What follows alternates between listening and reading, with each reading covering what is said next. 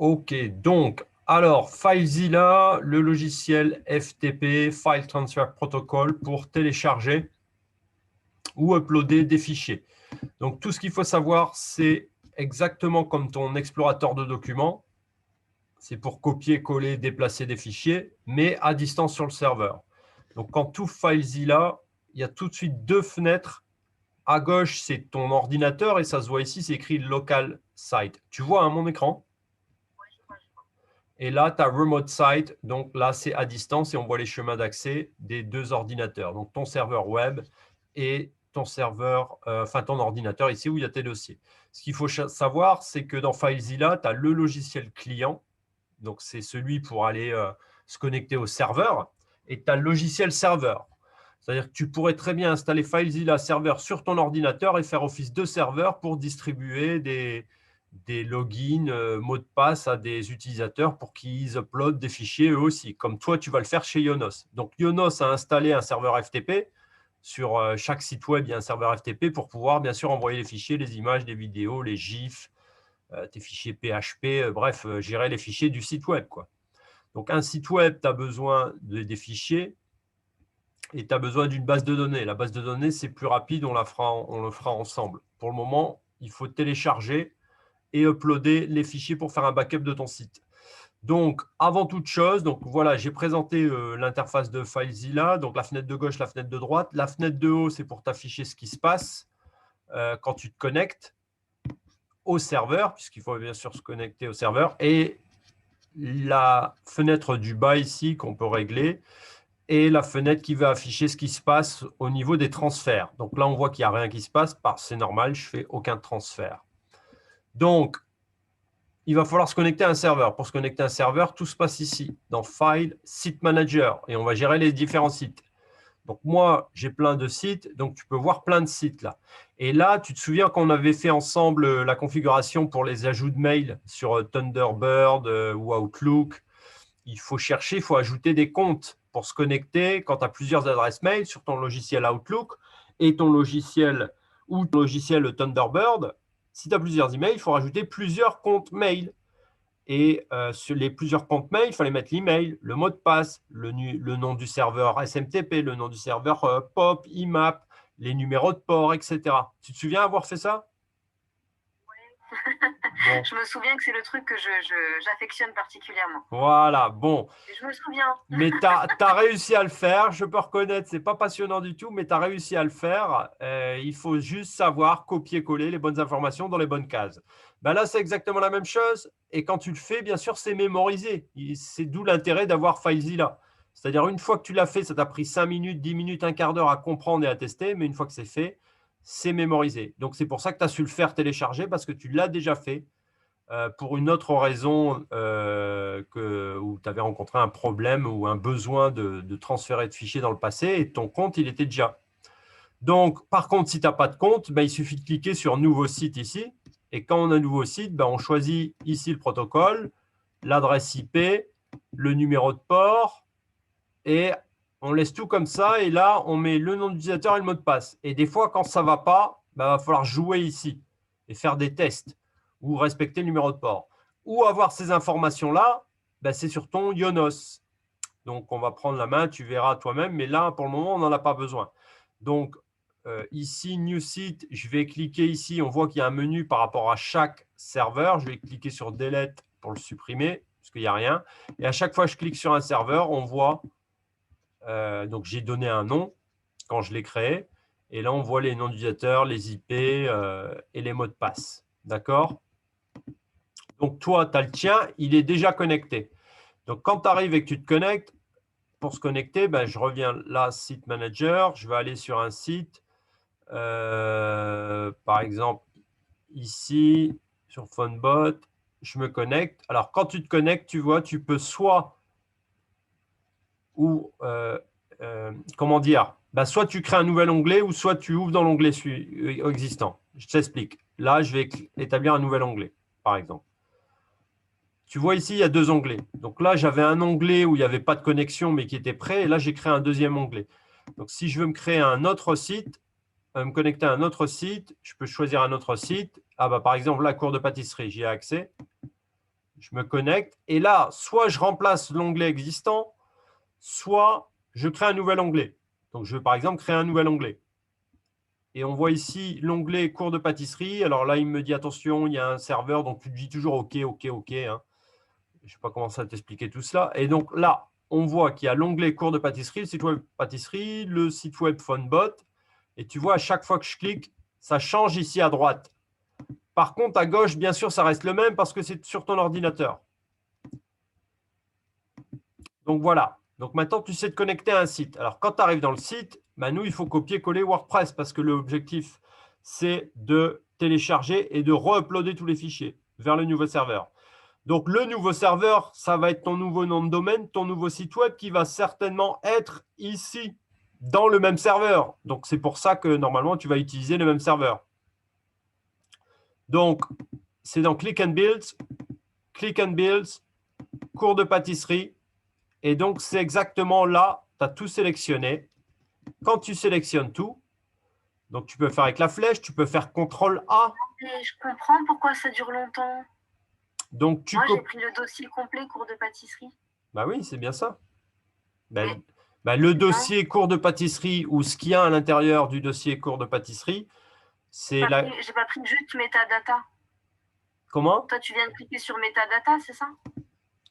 Non. Alors, la fenêtre, en fait, la fenêtre de droite de l'ordinateur, du serveur, elle est divisée, quand tu sélectionnes un dossier ici, elle est divisée en deux. C'est-à-dire que quand je clique ici, tu vois les dossiers qui sont contenus à l'intérieur de Click and Builds. Si je clique sur cours de pâtisserie, tu vois les dossiers ici en dessous qui sont contenus dans cours de pâtisserie.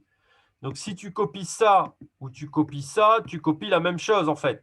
C'est juste que là, peut-être dans ton dossier ici de backup, tu vas avoir un dossier cours de pâtisserie qui va contenir tout ça. Mais si tu avais décidé de copier uniquement les fichiers, eh bien, ton dossier de backup contiendrait immédiatement, bref, c'est un système d'arborescence de dossiers. Et tu copies-colles, le principal, c'est d'avoir tout ça, qu'il soit ou pas dans le dossier, avec ou sans. Après, on va corriger ça par la suite, ce n'est pas grave. Dans tous les cas, tu as tout copié. Et donc, une fois que tu as tout, alors imagine que là, ici, Aperitif Child et Plugin, ce sont tous tes dossiers. OK? Ou tu as ton dossier backup. Alors, on va faire plus simple. Donc là, tu peux faire des clics droits. Hein, et quand tu fais des clics droits, tu vois, tu peux gérer, créer des directories. Donc, imagine, tu as appelé ça backup cours de pâtisserie. Voilà. Donc, tu as ton dossier là. Ton dossier contient tous tes dossiers, tes fichiers là. Donc, imagine, hein, là, tu ne vois rien, mais imagine que demain, ce soir, quand ça va être terminé, attends, je vais déjà faire. Je vais, par exemple, copier juste 2 fichiers. OK? Donc, imagine qu'il y a tout ici. Et quand il y a tout ici, il va falloir revenir ici, Click and Builds. Et tu vois, qu'est-ce que c'est que ce dossier cours de pâtisserie? C'est ton site web.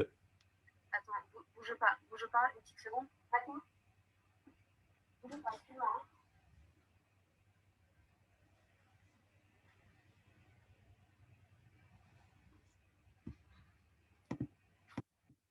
Pardon, désolé. Hop là, je suis là. C'est pas grave, c'est pas grave. Donc, ton dossier cours de pâtisserie ici, dans Click and Builds, c'est le dossier qui contient les dossiers et les fichiers de ton site WordPress coursdepâtisserie.fr. D'accord? Donc, ce qu'on va faire, c'est je vais le faire tout de suite sur ton site. Je vais dans Click and Builds. Et bien entendu, si je fais un clic droit ici, j'ai exactement le même menu que ici à gauche. C'est la même chose. C'est pour créer des dossiers, créer des nouveaux fichiers ou rafraîchir ce qui se contient sur le serveur. Parce qu'on est bien à distance. Hein, donc, il peut se passer des trucs sur le serveur. On peut rafraîchir. Donc là, je vais recréer un nouveau directory. Donc, un nouveau, comment on appelle ça, un dossier. Comment s'appelle ton site, nouveau site déjà? French Pastries. French Pastries, comment t'écris? Yes. Exactement, comme ça. Comme ça. Avec un S, mais c'est ça. Enfin, pas P-A-S. Ah, P-A-S, Pastries. Voilà, super. OK. Donc, voilà, je crée le dossier et j'ai créé le dossier French Pastries. Donc, ce soir, demain, tu vas sélectionner tout ce qu'il y a. Bien entendu, ici, dans le cadre de cette démonstration, je n'ai pas tout téléchargé les fichiers, j'en ai téléchargé que 2. Mais demain, tu les sélectionnes. Donc, CTRL-A pour tout sélectionner, ou tu sélectionnes, tu vas de haut en bas avec un contrôle. Et ensuite, soit tu fais un clic droit et tu cliques sur Upload. Mais attention, quand tu cliques sur Upload, il faut qu'ici, tu sois bien à l'intérieur de ton nouveau dossier parce qu'il lui, il va tout uploader dans le dossier. Si tu es dans Click and Builds et qu'ici, tu cliques dans Upload, il va tout uploader par là où il faut. Là. Donc, il faut que ça soit dans le dossier French Pastries. Donc, une fois, tu fais clic droit ou Upload. Si tu ne veux pas faire clic droit ou Upload, bien sûr, après l'avoir sélectionné, tu peux maintenir enfoncé avec le clic gauche, cliquer, glisser, déposer et tu déposes ici. Et hop, et qu'est-ce qui se passe quand tu fais des transferts de fichiers? Alors, ça a été trop rapide, il y avait que 2 fichiers, mais ici, tu as les messages. Ce que tu vois actuellement, mais dans l'autre sens. C'est-à-dire que toi, tu as fait de la droite vers la gauche pour télécharger. Demain ou ce soir, tu feras de la gauche vers la droite dans French Pastries. Attention. Donc là, en fait, je reste connecté sur le serveur cours de pâtisserie, au final, et je rajoute French Pastries. Ouais. Et je rajoute une case French Pastries comme tu viens de faire? Ben non, parce que je viens de la créer, je suis sur ton site là. Ok, donc là, c'est vraiment déjà directement créé. Ok. Ouais, j'ai déjà créé French Pastries. Quand toi, tu vas te connecter, tu vas le voir, ce dossier-là. Hein. C'est ton serveur, il n'y a qu'un site web, hein, c'est le tien là. Enfin, il n'y a qu'un serveur. Il y aura 2 sites web. Pour le moment, il y a cours de pâtisserie et là, on a créé French Pastries. Donc là, tu as téléchargé et après, bah, tu fais l'inverse, tu upload. Par contre, attention, des fois, ça peut interrompre, tu auras le live, tu vas peut-être devoir couper. Bref, s'il se passe quoi que ce soit, c'est coupé. Il faut que tu reviens, tu lances la même opération. Ce n'est pas grave si les fichiers existent déjà et qu'il faut tout recommencer depuis le début, parce que regarde ce qui se passe. Quand tu sélectionnes tout et que tu colles, tu auras un message de pop-up. Et là, prête bien attention. Il te propose plusieurs choix. Il ne faut pas s'embrouiller. Nous, on n'a besoin que 2 choix possibles, en fait. Soit on réécrit ce qu'il y a déjà dans ton dossier, ça veut dire qu'il va tout retélécharger. Et donc là, ça va reprendre énormément de temps. Soit on lui dit de skipper, c'est-à-dire de passer. C'est-à-dire que quand il va voir un fichier qui existe déjà sur ton ordinateur, quand tu télécharges, il va te proposer le pop-up et il va te dire qu'est-ce que tu veux faire avec ce fichier? Tu veux l'écraser? Et donc, il faut tout télécharger et réécraser les fichiers, ou tu passes. Et là, tu gagnes du temps. Il va passer rapidement à la vitesse de la lumière et il va juste télécharger les fichiers qui sont manquants. Là, OK? Always use this action. Et donc après, effectivement, comme tu télécharges 10 000, 20 000 ou 2000 fichiers et dossiers, tu auras 2000 fois le même pop-up. Donc FTP, FileZilla a pensé à tout et il te propose de prendre toujours la même décision pour ce transfert-là. Donc, par exemple, je dis là, always use this action, et là, on a le choix. Seulement pour cette queue-là only. Et je te recommande de faire ça, parce que si jamais tu ne fais pas ça, et ben demain, dans un mois, tu veux retélécharger, tu fais des choses, il va garder l'action par défaut, et toi, tu ne vas peut-être pas savoir, peut-être que dans un mois, tu vas vouloir écraser les fichiers. Tu vas vouloir les mettre à jour. Et donc, dans ce cas-là, il va faire une action par défaut que tu auras oublié que tu avais paramétré. Par contre, si tu coches la case et tu dis juste pour cette queue-là, et ben pour cette action que tu as fait copier-coller là, de gauche à droite ou de droite à gauche, hein, parce que cette fenêtre pop-up, elle s'affiche dans les deux sens, hein, que tu uploads, que tu downloads, le fait d'avoir coché cette case-là, et ben dans un mois, quand tu vas refaire l'action, tu auras ce pop-up là qui va te offrir à nouveau le choix de overwrite ou skip. Et donc, c'est mieux de faire comme ça tu peux choisir à chaque fois, comme il fait, à chaque fois que tu fais des mouvements de copier-coller. Si jamais ça se stoppe, parce que là, imaginons que tout à l'heure, donc à 18 h, on a un cours en live, ouais. Et je veux stopper, enfin, j'espère que ça sera fini avant, mais imaginons que c'est toujours pas fini, comment je fais pour mettre pause, ou est-ce qu'il y a moyen de mettre pause? Non, il n'y a pas de pause, enfin si, mais moi je ne me prends pas la tête, je ferme, parce que comme ça, j'arrête tout. Parce que quand tu mets en pause, des fois, ça continue, c'est pas sûr. Donc, il vaut mieux fermer pour bien être sûr que FTP, FileZilla soit fermé. Voilà, c'est tout. Donc là, ce que tu attends, c'est que tu attends que tout soit téléchargé. Quand tous les fichiers et dossiers sont téléchargés, tu mets tout dans French Pastries. Et voilà. Tu risques de ne pas voir… Là, je peux les effacer? Comment?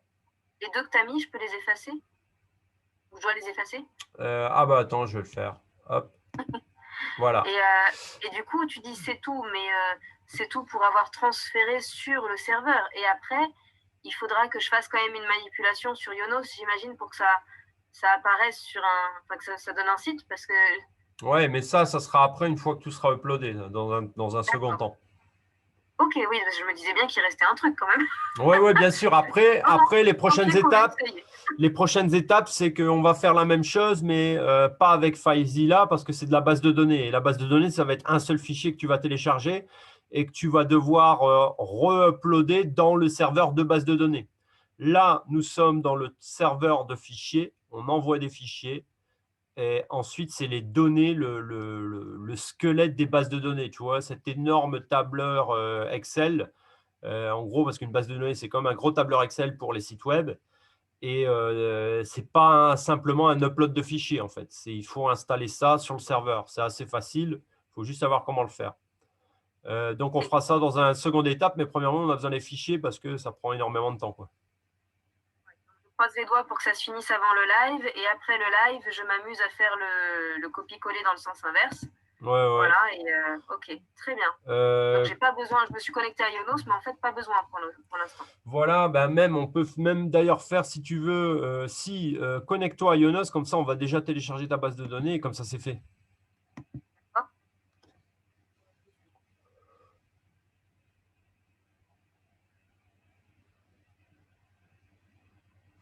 Tu peux partager l'écran, toi, ou pas? Est-ce que c'est à toi de me demander ou c'est moi qui le demande? Alors, regarde, c'est normalement, en bas, tu as 3 boutons, tu as le microphone et tu as… excuse-moi, moi, j'ai plein de… Et tu as You are presenting, presentation, présentation, en bas. Attends, je vais arrêter peut-être. You are presenting, stop presenting. Vas-y, regarde s'il y a quelque chose. Tu vois l'icône à gauche avec le microphone? Présentez maintenant. Voilà, vas-y. L'intégralité de votre écran, très bien. Partager. Non, il n'a pas envie. Une demande de partage a été envoyée. Ah, oui, sélectionné, très bien. Voilà. Voilà, c'est bon. Alors, Yonos, c'est ici. Voilà. Donc là, tu vas dans menu. Ah bah attends, non, là, tu l'as là. Hébergement. Bah, hébergement, tu l'as aussi dans menu. Hébergement et donc base de données, bien entendu. Bien entendu, évidemment. Bah oui, vu qu'il faut faire un backup de la base de données, ça sera forcément dans le dossier base de données qui se trouve dans le dossier hébergement. Et donc, ta base de données ici, tu cliques dessus à gauche sur son nom. Ouais, ou ouvrir PHP MyAdmin, c'est la même chose. Normalement, l'objectif, c'est d'ouvrir PHP MyAdmin. PHP MyAdmin, qu'est-ce que c'est? C'est un logiciel, une application web qui te permet de gérer ta base de données MySQL. Donc là, tu peux la voir à gauche, elle a un nom assez bizarre. C'est Yonos qui les nomme comme ça. C'est DB82463, tac, tac, tac, tac, tac. Et devine quoi pour les bases de données? C'est exactement la même chose que les serveurs FTP et que les serveurs de mail. C'est-à-dire qu'il faut une adresse IP, un numéro de port, un login et un mot de passe. Mais comme tu es déjà entraîné, là, tu as eu double entraînement, les adresses mail, les serveurs FTP, là, ça va être de la rigolade, la base de données. Cette fois-ci, ça se gère sur PHP-MyAdmin. Donc, objectif, avoir PHP-MyAdmin et de l'ouvrir. Et ça se fait dans l'hébergement web. Donc, c'est ce que tu as fait. Donc là, clique à gauche sur ta base de données et tu peux voir qu'il y a toutes les tables. Les tables, c'est comme les onglets d'un fichier Excel. Et donc, chaque table contient des colonnes et des lignes avec des valeurs à l'intérieur. D'accord? Les noms d'utilisateurs, les produits ou commerce, les abonnements que tu as, Pay Membership, tout est là-dedans. Et ça, c'est toutes les données. Et tous les fichiers que FTP est en train de télécharger, là, bah, c'est les algorithmes et les programmes qui vont accéder à ces données-là pour afficher les pages. C'est pour ça que tu as besoin de les deux. Tu as besoin de ceux qui travaillent, c'est les serveurs, les algorithmes, les programmes, les fichiers PHP, et ceux qui stockent les données, c'est la base de données. Donc, ta base de données, tu l'as ici. Alors, ce que tu vas faire, tu vas cliquer, tu vas aller tout en bas, pardon, à droite. Voilà, dans la page, je veux dire dans la page principale, tout en bas.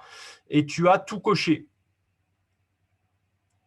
Donc, tu peux tout cocher. C'est avec la sélection. Donc, à droite, bien entendu, si tu coches tout cocher. Et là, tu cherches, normalement, il y a peut-être exporter.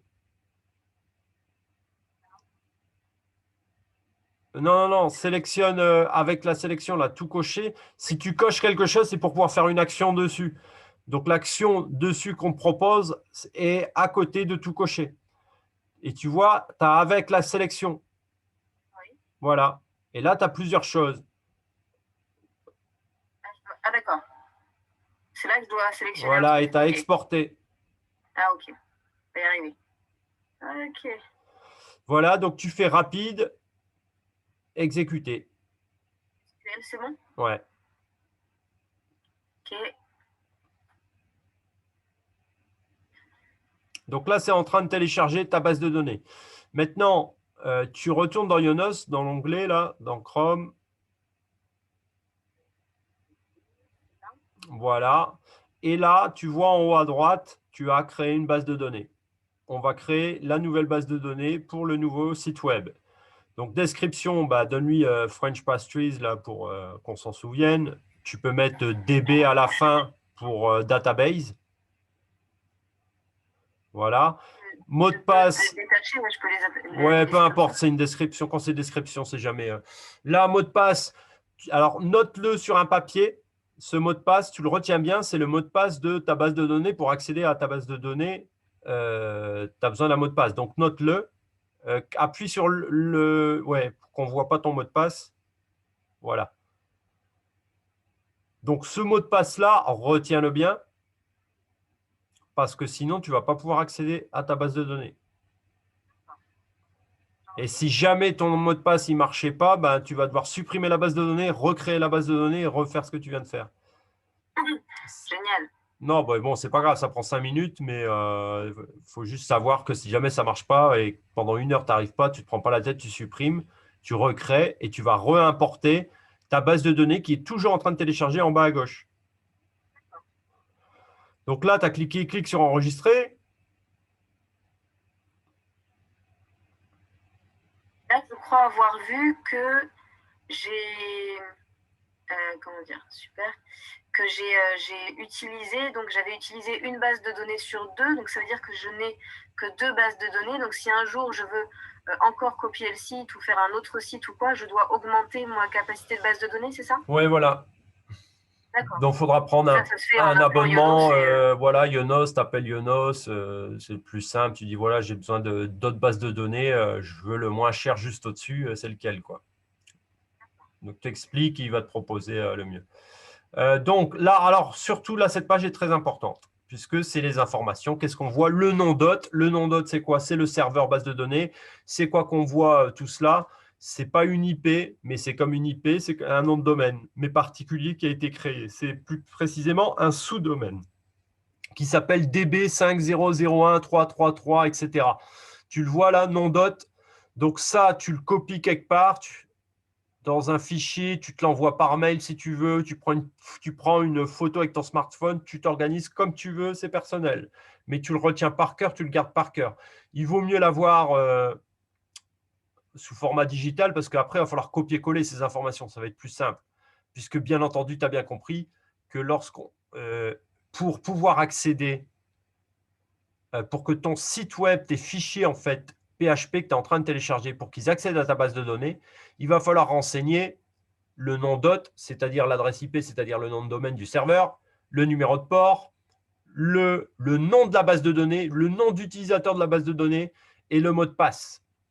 Donc, ces informations-là, tu les copies et tu les notes. Voilà, donc là, base de données French Pastries. Tu copies là, sauf le mot de passe, si tu le connais par cœur et que c'est un mot de passe que tu utilises fréquemment. Si c'est un mot de passe, tu veux le retenir, bah là, tu le mets dans ce fichier-là, quoi. Mais t'évites de le montrer à l'écran. Voilà, donc le port, vas-y, en fait, tu fais simple, tu prends description, à partir de nom d'hôte, tu sélectionnes et tu vas vers le bas pour aller jusqu'au nom d'utilisateur.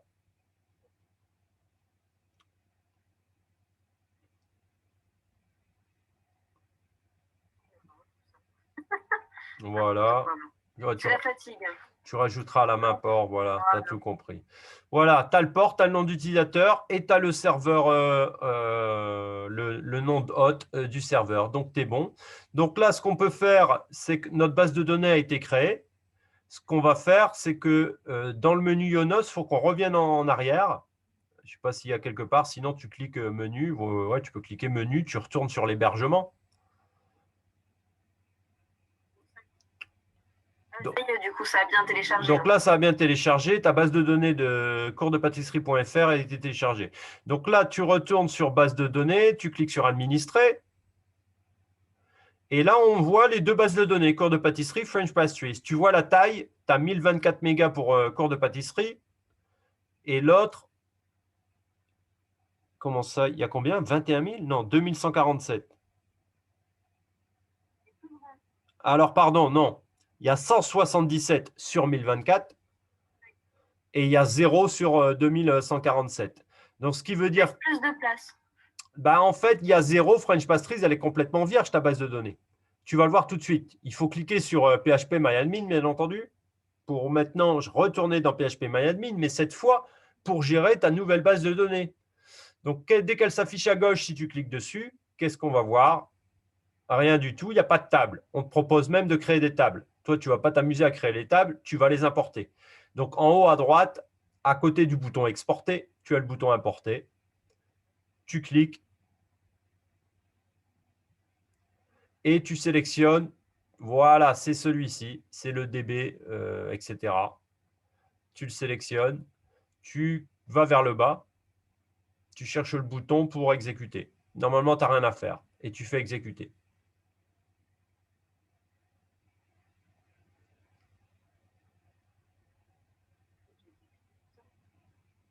Comment ça se passe toujours FileZilla là? Ah, je crois que ça y est. Ah bah voilà, c'est bon. Donc, ah bah attends, on en profite le temps que la base de données se charge.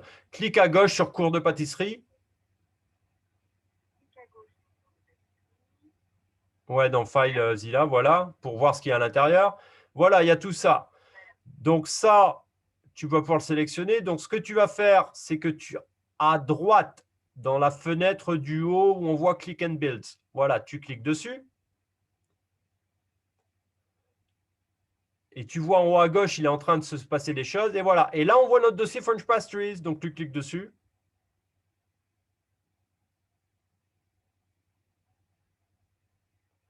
Oui, ça y est. Voilà, tu y es. Et donc, ce que tu vas faire, c'est à gauche, tu cliques sur n'importe quel fichier. Non, c'est la fenêtre du bas. Hein. Il faut copier-coller ce qu'il y a ici. Voilà, tu sélectionnes. Tu fais, non, tu fais, ouais, à partir de metadata, peu importe. Tu fais CTRL A ou commande A si vous avez Apple pour tout sélectionner. Voilà. Maintenant, tu vas tout en haut et attention, tu vas maintenir la touche CTRL appuyée et tu vas cliquer sur metadata.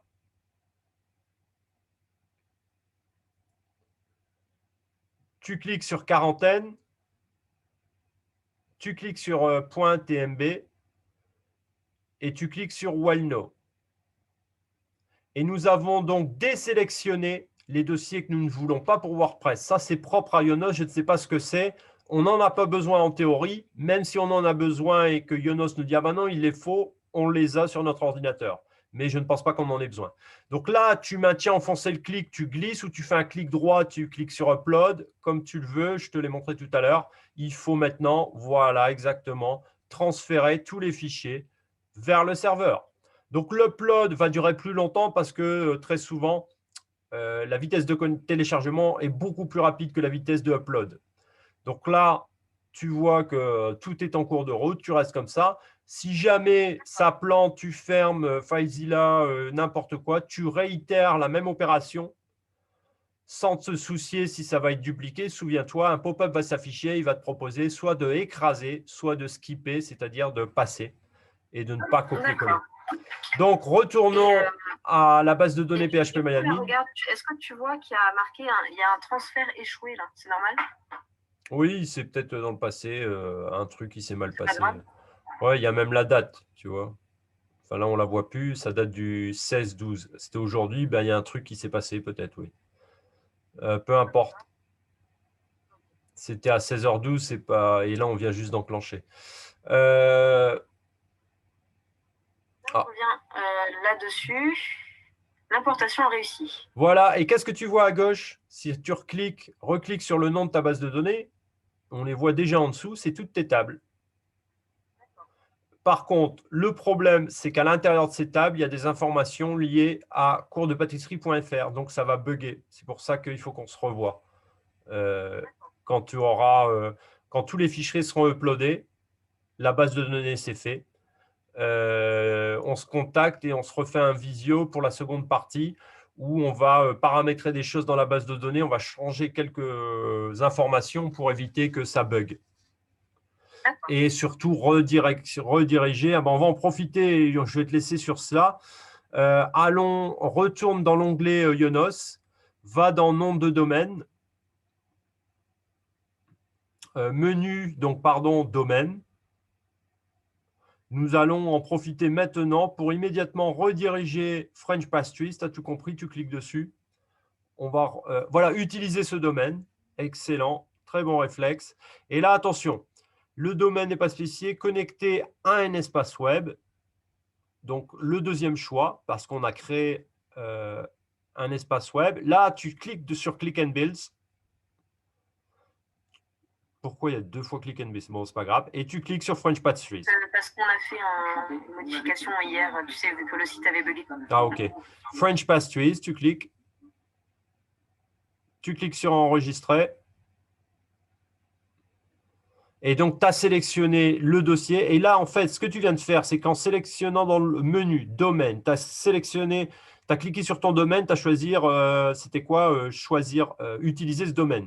Tu as utilisé ce domaine et tu l'as affecté à un dossier particulier de ton hébergement web. Et donc, maintenant, d'ici 24 heures, quand tu taperas French Pastries, ça va ouvrir la copie, le clone de cours de pâtisserie. Sauf que ça va bugger parce qu'il faut faire des petits changements dans la base de données. Donc là, tout est fait à 95%. Les 5% qui restent, c'est des détails pour faire fonctionner le site, quoi. Parce que là, ça va bugger, donc pas de panique. J'espère que tu n'as pas fait une pré-campagne avec 200 000 visiteurs qui arrivent demain parce que… Exactement. Et tant que… Comment dire? Attends, t'es où, toi? T'es là? Ouais. Et tant que le site cours de pâtisserie ne bug pas, tout va bien. Ouais, voilà. Donc là… bon, alors ça, attends, je vais arrêter parce que pour le moment, c'est terminé la première partie.